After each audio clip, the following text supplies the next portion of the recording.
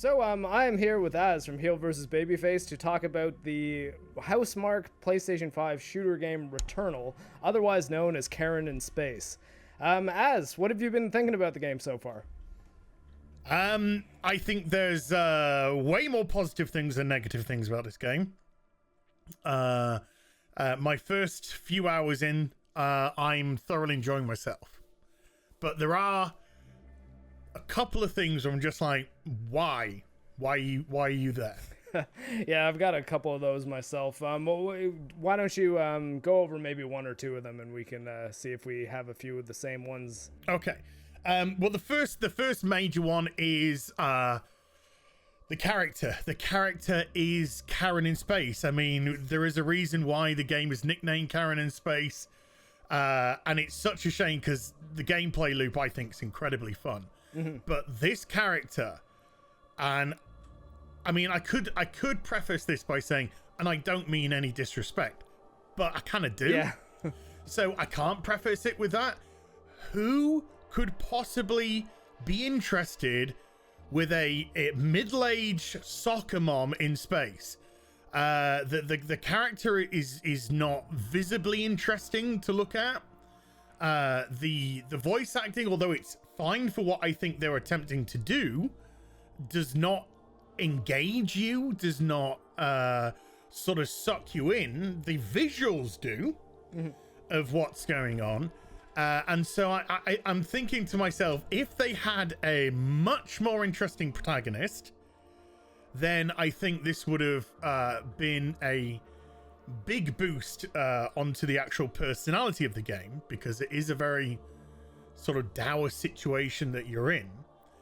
And the second glaring one to me is the gameplay loop is fun and exciting, with the enemies having various attacks which you have to navigate, dodge, avoid, counter.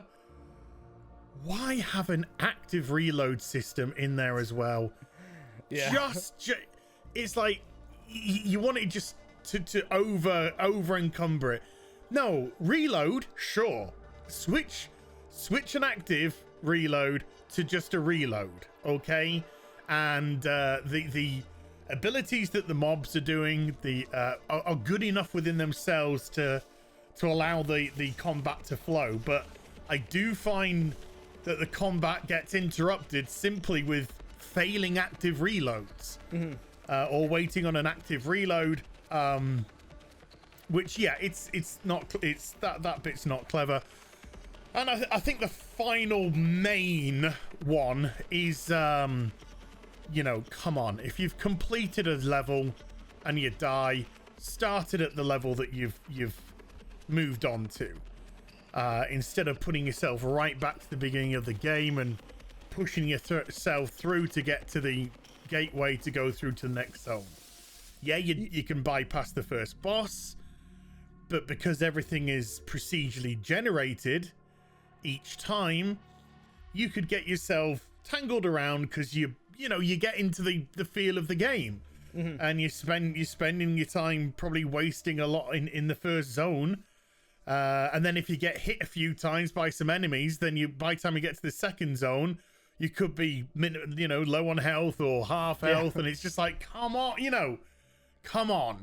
There should have been, you died, now there's a portal back at Helios, and that can take you through to the next zone, and you still got the doorway to go through to the first zone, because obviously there's other areas which you're going to unlock at different stages. So they're the kind of like major gripes that I have with the game. Yeah, and I think that they do address that in, I think, a way that's semi-clever, but the procedural generation, as you say, gets around it a bit. And what I'm referring to is, once you beat one of the bosses in each of the zones, or at least in the first two, you get an ability that then lets you access that zone from the first level more quickly. So I believe the first one you get, is it just the sword that you get that lets you access the second? Yeah, you gotta get the Crimson Key. The Crimson Key, yeah, and then the sword's what you use to destroy the energy shield that opens up that basically Stargate that you can then get in to go to the second zone. And once you beat the second boss, you get like kind of a hook shot like from Zelda. And then you can do you ever get to that area in the first zone where there's one kind of weird little enemy out front and then another one that's way too high up, and you can kill and you can hit them with the homing bullets and whatnot. Yeah, so once you get the hook shot, you can go up there, and that's how you get to the third zone, or at least I would presume, because I actually finished the second and third areas kind of in one shot. By one shot, I don't mean one sitting, because I actually had to put my PS5 into rest mode for the first time ever, because I kept on hearing that the PS5 glitches out in rest mode sometimes, so I'd always just hard turn mine off. But kind of my biggest gripe for the roguelike setup in this game is the lack of ability to kind of save and quit, because I mean realistically, like, lots of people will be able to just carve out, say, 2 hours to do a run, and then, or an hour, and then die, and then it's fine. But I mean, even yesterday, like, I had to stop to do a little podcast thing we were doing for the anime show, and I was like, well, I have real world responsibility, so even though I'm in the middle of a run, I'm super powerful right now. I've beat one boss, and then I'm most of the way to the next boss. I don't want to just turn off my system and lose my game. So I think it's a little bit ridiculous that I can't just say save and quit, and then play another game if I want to, even boot up my PlayStation and then keep playing on at that same spot.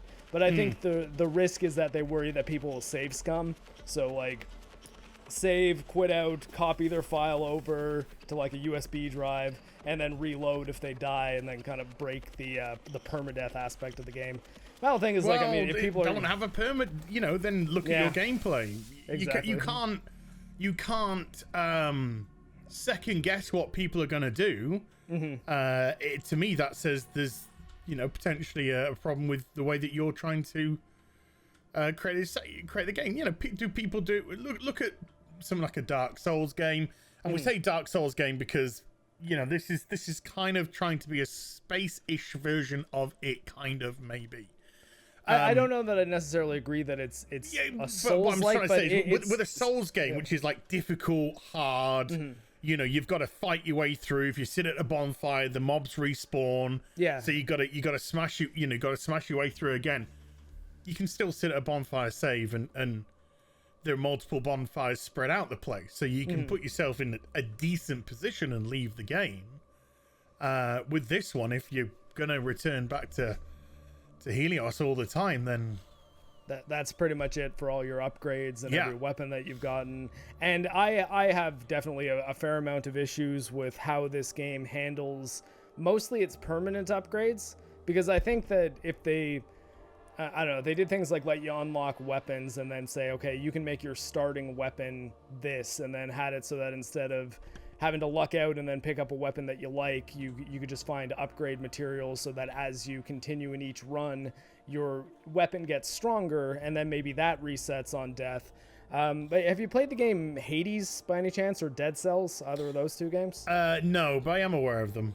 I think both of those games are similar setups in that they're run-based permadeath, but I find both of them are a bit stronger in that you always feel like you're unlocking permanent upgrades. So even if you have a run that's like an hour and a half long and then you die, you don't really ever feel like you wasted your time. Whereas I think Returnal does lean a little bit towards, okay, so I just wasted 45 minutes and have absolutely nothing to show for it. Yeah, because it's kill a boss or bust. Yeah, pretty much, yeah. And that's it. There's there are like things like ether that you can pick up that transfer between runs.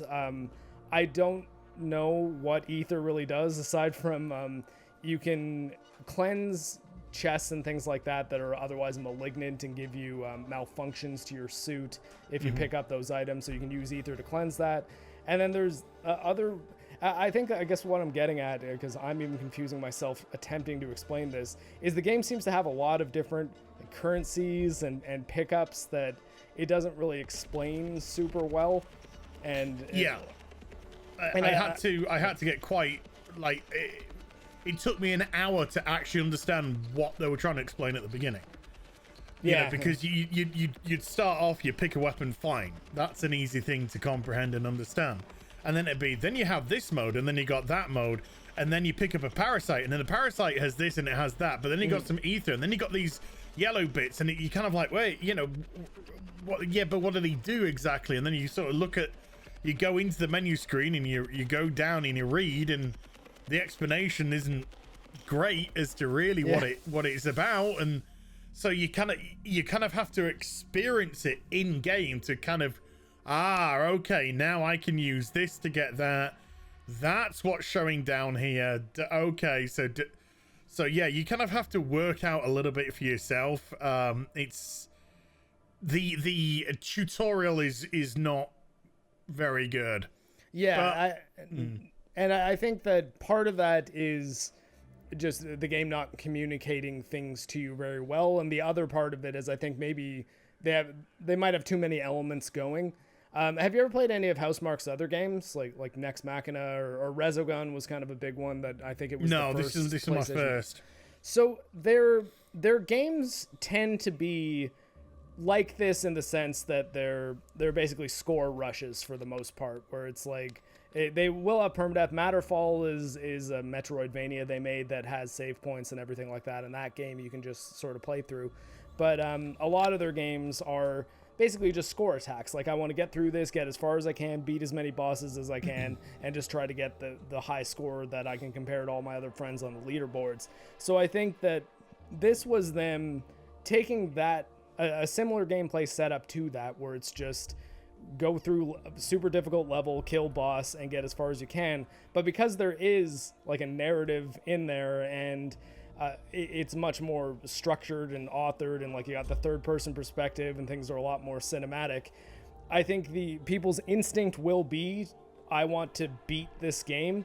And I think a lot of, especially, I don't want to necessarily, because if I say normie gamers, that sounds like a bit of a pejorative, but like non-enthusiast gamers might not really know what they're getting themselves into, and then play for a couple hours and then just be like, okay, I can't even get past the first level of this game. This sucks.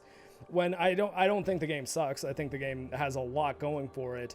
I just think there are things they could have done to make it not easier, but easier for people to wrap their head around. And I don't think they were necessarily designing this in a way that respected this is a big budget next gen game that a lot of less hardcore gamers are probably going to pick up, and just needing to not necessarily handhold them from a difficulty standpoint or the challenge, but handhold them as far as being able to walk them through exactly how these systems are working and not throwing too many elements for them to have to juggle. Well, yeah, I mean, there's the narrative looks like it's quite interesting. And there's like a couple of I don't should not give specifics, but there's a couple of kind of big visual elements which make you go, oh, okay, right, this is interesting, this is weird, why is that there, why is this there? And I think if you're talking about the houses, I think we can pretty safely talk about that because they're in the trailers. So okay, yeah, you see you see the house, and you see obviously the use in the game, as well as the other figure, which I don't want to mention the other one. Yeah, fair enough. And from a story standpoint, it's interesting. Like, you know, how does this exist on this planet? Yes, okay, there's a death loop that she knows is going on here, and she's comprehending that when she dies she's being reborn again, or she's going back in time, or something is happening that's resetting anyway. So the protagonist understands that, and it allows you to understand the various snippets of files that she finds along the way that she's dropping herself. So it's interesting to see certain states of mind of the character and certain elements that she says, and there's certain terminology that she uses, which again I won't specify, which makes you even more interested, because you go, oh okay, yeah, I kind of get where you're coming from on this one. So when you've got an interesting narrative hook, and then you've got a gameplay loop which constantly resets you, I think it drags you out of the storyline. Because you're back at square one, and now you got to fight through again to. You might find another file, you might be lucky to, you might not, and so by the time you might hit another bit of narrative story, you're kind of like, oh yeah, I forgot there's like a bit of a narrative here going on as well. So it does drag you out, which is a shame, because I think the narrative element appears to be very interesting indeed. Yeah, it has been so far. I don't think, at least as far as I've gotten so far, which is now the fourth biome, or I guess I don't know. I guess, but I don't think it would be too much of a spoiler to say there's sort of a reset point, like a second campaign. So I basically finished the first campaign of the game, because once you complete the third boss. Use all your consumables on the third boss if you want, because basically all your stuff gets reset anyways. And then I've started the fourth area, and now the game starts at the fourth area. So I don't even have access to the first three areas at all, or at least from what I can tell at all anymore. It's just the new level 1 is level 4 for me now. And even being that far in, having seen a few of the house sequences at this point, I think I've been through like maybe about 5 or 6 of them. And all of them sort of play like, if you ever played PT, like Kojima's. Oh, yeah. They play like, they look like PT, they play like PT, yeah. Exactly. I'm always kind of expecting to see that the ghost that terrifies me, Lisa from PT. I was poking my head around the corner when I saw that it went like that the whole way. I was kind of like, oh, Christ, here we go. And the long hallway has the couple steps down that's just like in PT, and I was like, oh, man. I was like, oh, and then the door is just like, the door that can't be opened, it mustn't be open. He's just like, ah. Yeah, and then I don't want a baby in a sink again, for God's sake. Yeah, I think it was a fetus. So that. Yeah. And Norman Reedus is always interacting with fetuses in Kojima games. I don't know what's up with that, but after having now been through a few of them, I have a bit more backstory on Celine, who's the main character, and her mother, who is mentioned a few times. And actually that, I again, maybe don't want to get into it, but that didn't go the way I thought it was going to go, because or I guess maybe for our audience, it might be worth talking about this. So they frequently will reference Celine's mother not having the opportunity to go where she is, basically, like to travel the galaxy. Yes. And I kind of immediately thought that they were doing the, like, are they going to say it's like she couldn't be an astronaut because of sexism or something like that? It's not that. No, I didn't. I never thought that. Because when you see Celine's mother visually, she's in an old, kind of like an older astronaut's outfit. Like the so to me, it was just that she didn't have the technology to get where Celine is. It's not that either, but I won't ruin the I mean, that's kind of my assumption at the moment anyway.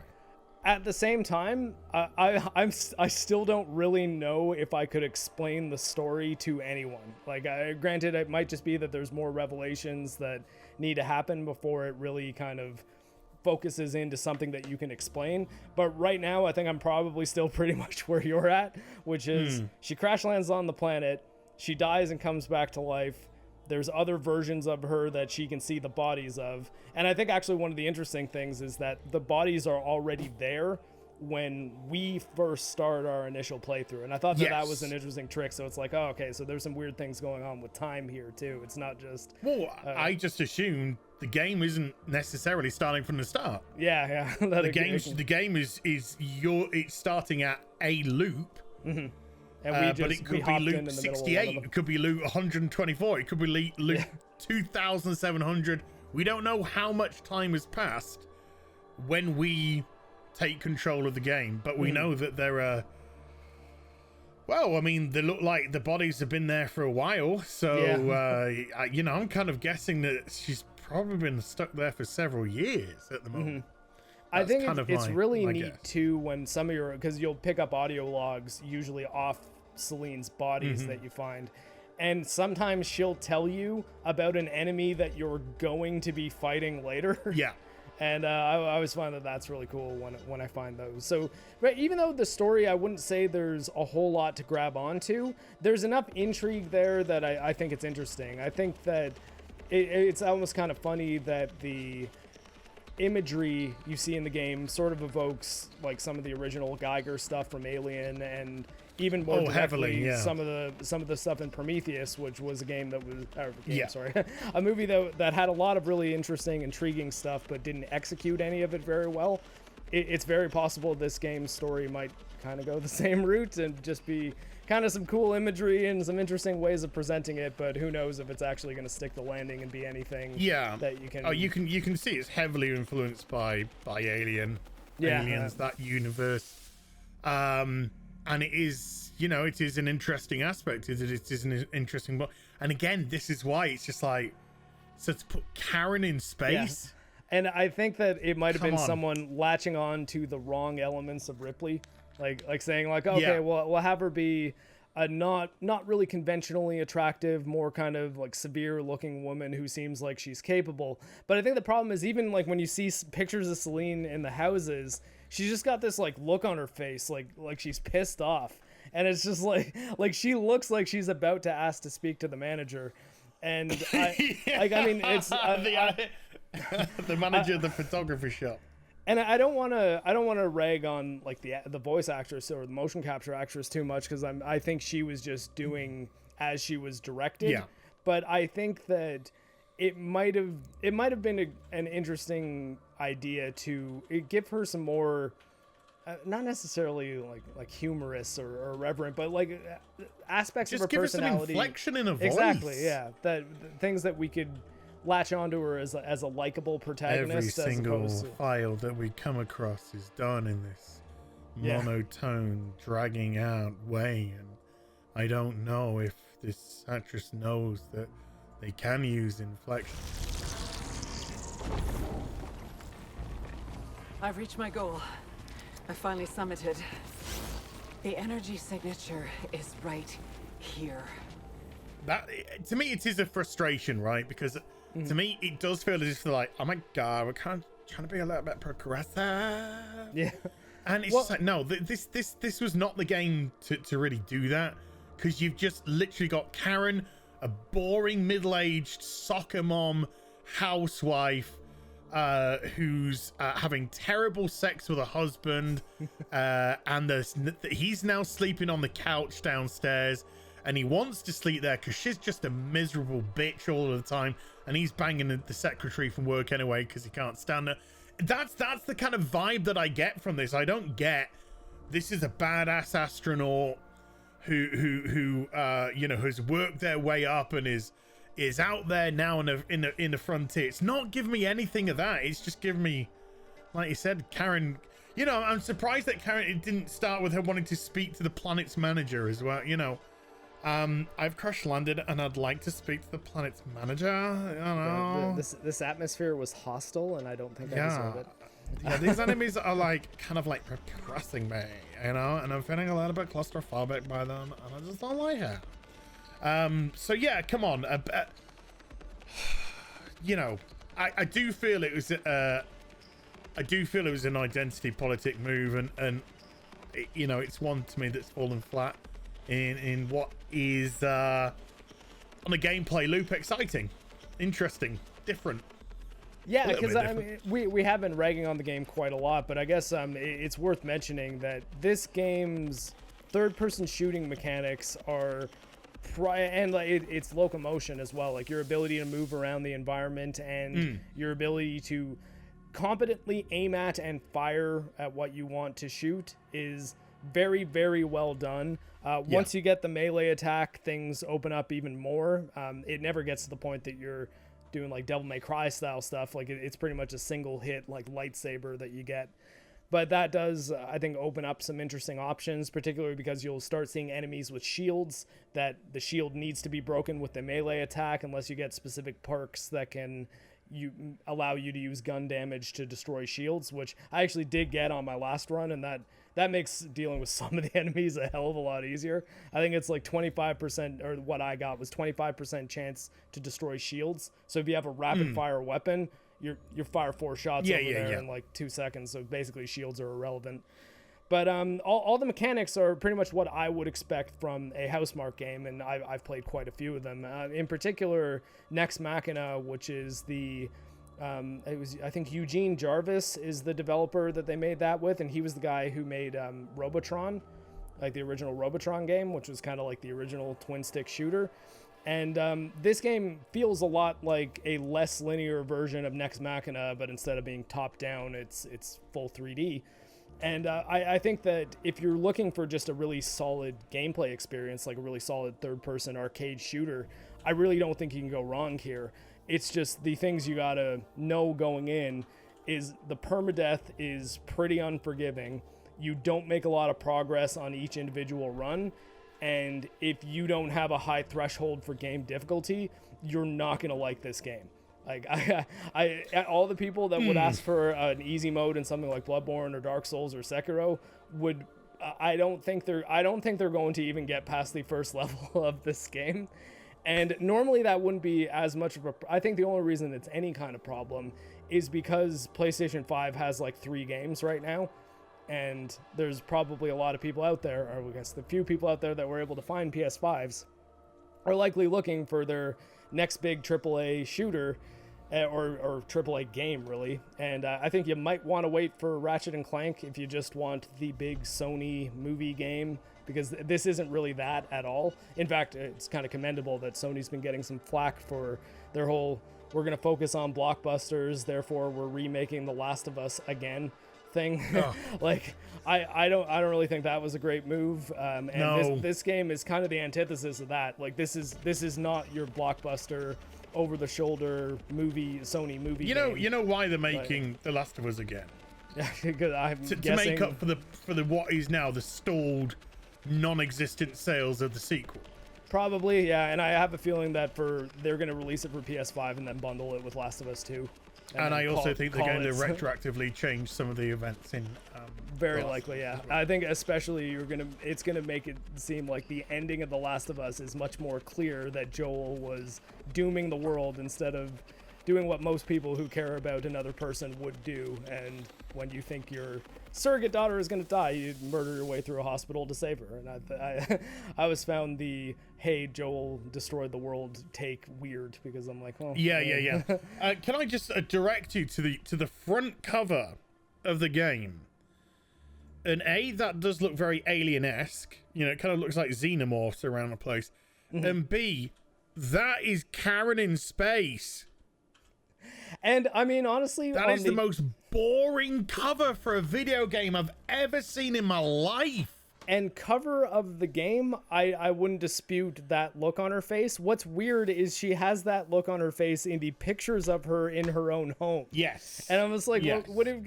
If she's an astronaut, she's got to be very physically fit. And granted, even the stuff we see her doing in the game, she's clearly physically fit. So would it be the worst thing in the world to see her at like a track meet and just like a picture of her with her arm up and like a medal on her and smiling? Like I think that would have added a bit of personality. Well, are you asking a woman to smile more, Mark? I guess technically I did, yeah. But I more mean that like I refuse to believe that the best pictures taken of this woman, like the ones that she wanted to hang up in her house, were her just doing this. Like, yeah. I mean, that's the face I make when I'm about to fight someone. Like, it's not the face I would make. Well, that's the face I make when I tell my husband, no, he can't have sex. Yeah, well, I mean... ever again. It's soccer space, Karen. Yeah.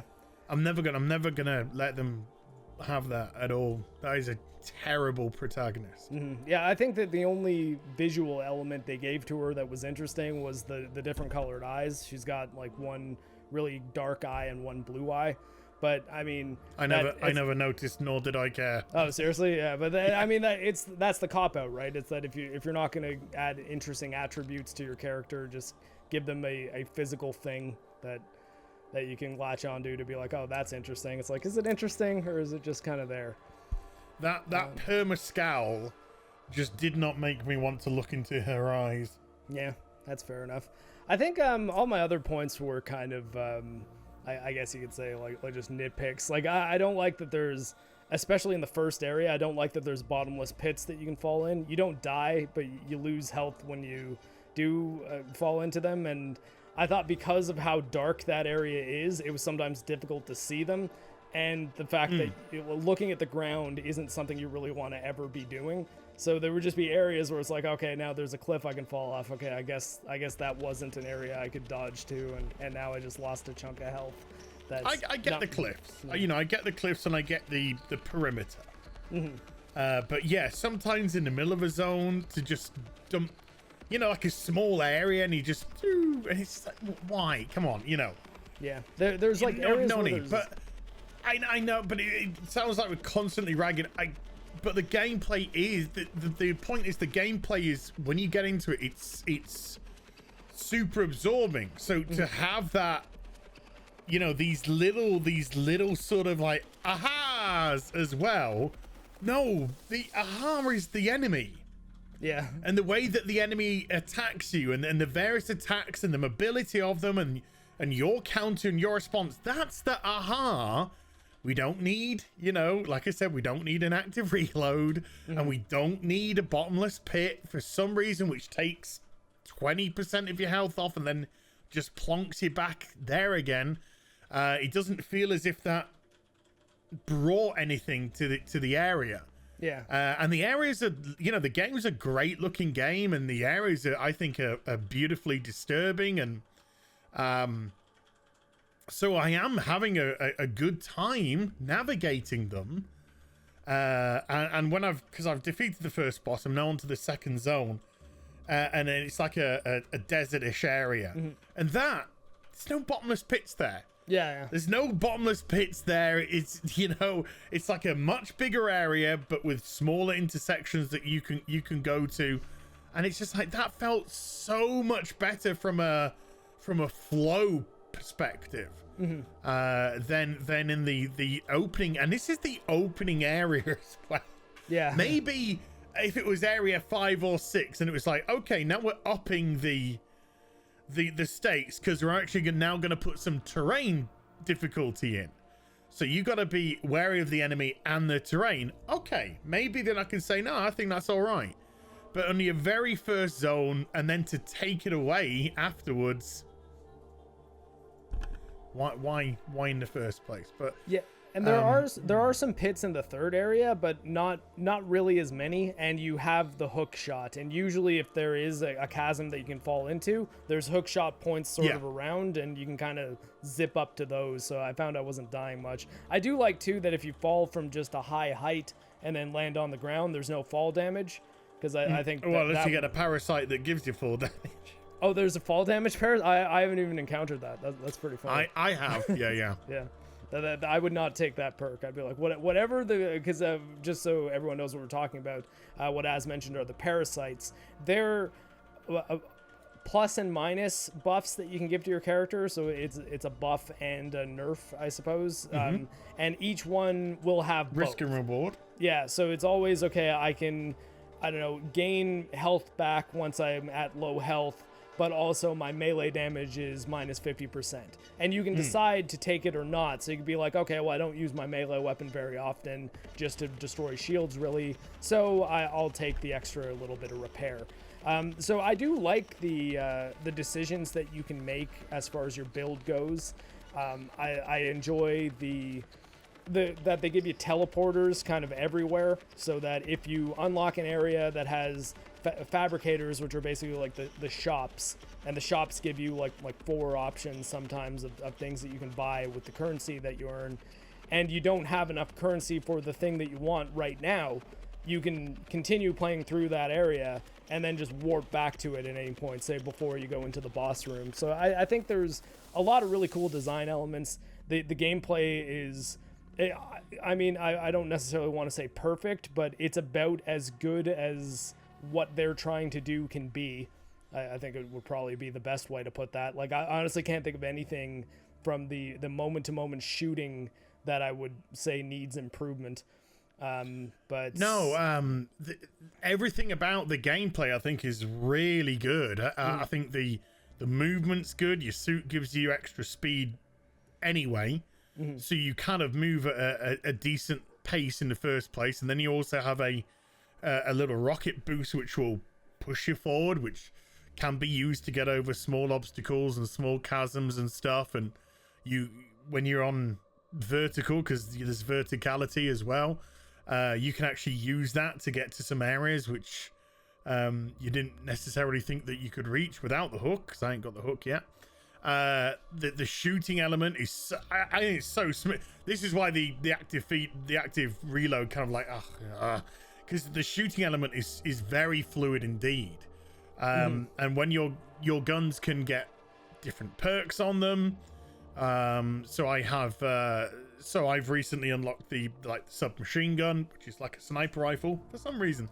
However, you can fire in just instead of like front, you can fire in like wide beams with it if you get the right perk on a weapon, which can be really good when you get mobs bunched together and such.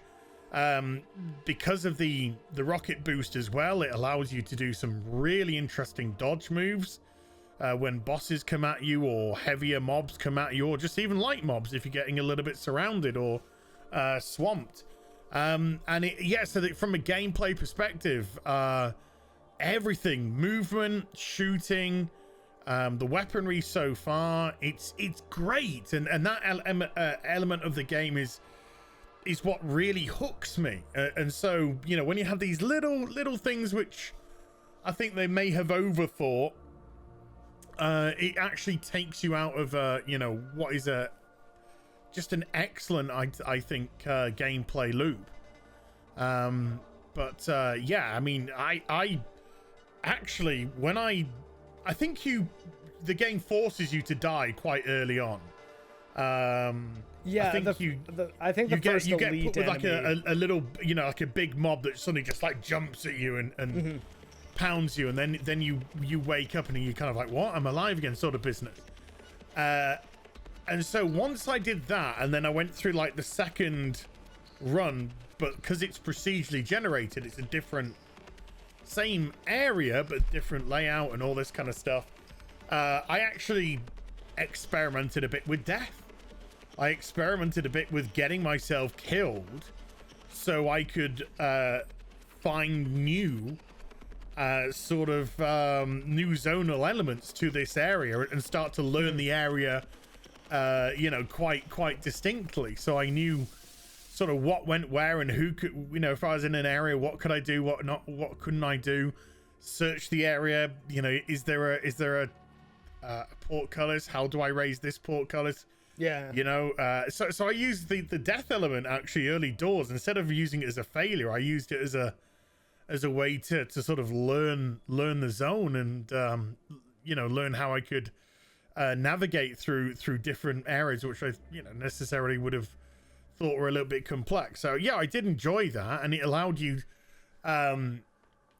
me to sort of appreciate that you could quite easily get to a boss with no, minimal trouble, or you could do what I did, which was I went through like the whole thing. Yeah, fine too. I went through everything that I could go through. I mapped the whole lot. I wanted to see what we could get, and then I did it again. I did it like 2 or 3 times because I wanted to sort of see it all. And when you have a full understanding of that zone, then you go, right, okay, now I'm gonna go hit the boss, and we'll see what happens then. Yeah, I found I even did the same thing before I pushed on to the second area. When I died my first time in the second area, but the second time I was going to go in there, I was like, oh, here's the teleporter, the Stargate thing that opens up so I can get right to the Crimson Wastes. But then I was like, I think I'm just going to go and try to get as powerful as I possibly can before I even walk through that gate. Because I'm like, okay, yeah, I can just go right to the second area, essentially, because I think it was maybe the third or fourth room gave me the way to get to the second area from the first area. But I was like, I've got level 1 weapons. I have no upgrades to my health. I don't have any items. You know what? I'm just going to clear this place out. And that's kind of what I've just been doing. I will not enter a boss room until I've gotten every possible upgrade I can. The only ones I skip are there's gold doors that have like a parasite on them that you can shoot off. Yeah. And then when you get into them, it's an extremely difficult encounter. it does get you some really good rewards, but because some of them have been so challenging, never challenging to the point that I can't beat them, but challenging in the sense that I tend to use a lot of resources even to just get through them. If I've got like a boss door and a gold door, I'll go to the boss door, because I'm like, I could go in that gold door and then just totally wipe my run, and it's not going to be worth it if I know that I'm powerful enough to probably beat whatever's on the other side of that boss door. And so far, the last second to third boss, I did first attempt, so I've only seen those bosses once. I found actually the bosses, they're not insanely difficult. They're bullet sponges, kind of like it takes a while to bring them down, but they're not incredibly challenging. The first one I thought was most challenging because he had that melee attack that was just ridiculous. But I don't know, I guess if you don't have any other main points that you want to get into, we can kind of wrap it up, and you can just let us know whether or not you recommend this game. I mean, just going on the first boss, because I've yet to get to the second one. I think I was very close when I got killed. I think the first boss took me 4 attempts to take down. But every attempt, I was like that far from killing it. So it was like that far from killing it, that far from killing it, that far from killing it. Then I killed it. Which and I ended up just doing a very simplistic thing, because I knew, I'd already worked out the fight. The fight wasn't too difficult to work out in terms of what the boss was going to do when you learnt its pattern. And so on the fourth attempt when I did it, it was like piss, it was like, why is it taking me 4 attempts to do this? I've just kind of like smashed through that. But yeah, to have those interesting mechanics in a boss fight, lots going on. I like that kind of stuff. So I think you'll like the third boss. The third boss has some interesting things about it that I won't ruin now, but it's very different from the other two. The first two are pretty similar to each other, but the third one is a much different type of fight. Okay.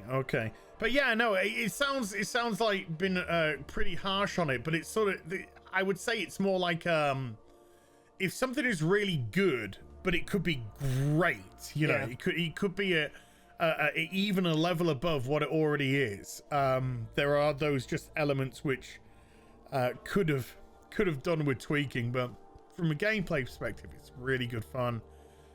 Visually, it's a great looking game. There's lots of different kind of RPG elements to it, with upgrades, etc., to kind of ingratiate that fan as well.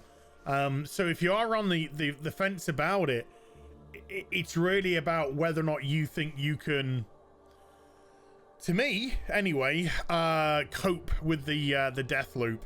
Yeah, and I think I would say the same thing. I think that if you're really jonesing for like something that's gonna flex the power of your PS5 and give you kind of a visual tour de force that'll let you know why you spent so much money on a console, I don't think there's anything better out there right now as far as showing you what the PS5 is capable of, with funny enough, maybe the odd exception of playing a PS4 game, Ghost of Tsushima, on a PS5.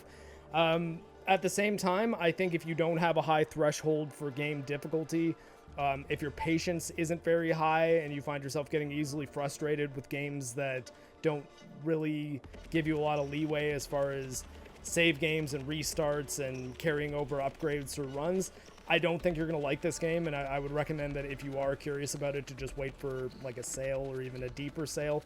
But I think if you, I would say for sure though, if you like Housemarque's games, like the studio that made this game, this is one of their games mixed with like a Metroidvania in full 3D, and I think you'll really like it, because that the elements of it that feel like the rest of Housemarque's catalog are kind of what I've been latching on to as the things that really have been giving me a lot of enjoyment out of this game. So I think I could safely recommend it to those people, but I don't think I could safely recommend this game to everybody. It's not like hey, no, this is the big PS5 game of the season, pick it up for sure, you're gonna love it, because you might hate it. Yeah, you gotta be up for a challenge. All right, so I guess we'll call it a day there. Thank you very much for joining me, Az. It was very nice to finally be able to talk to you one-on-one. I don't think we've ever spoken before, other than me just being behind X-Ray Girl during Friday Night Tights pre-shows. Maybe, yeah. But thank you very much for having us. Everyone, subscribe to Gaming with Geeks. Go to geeksandgamers.com, and we'll see you next time.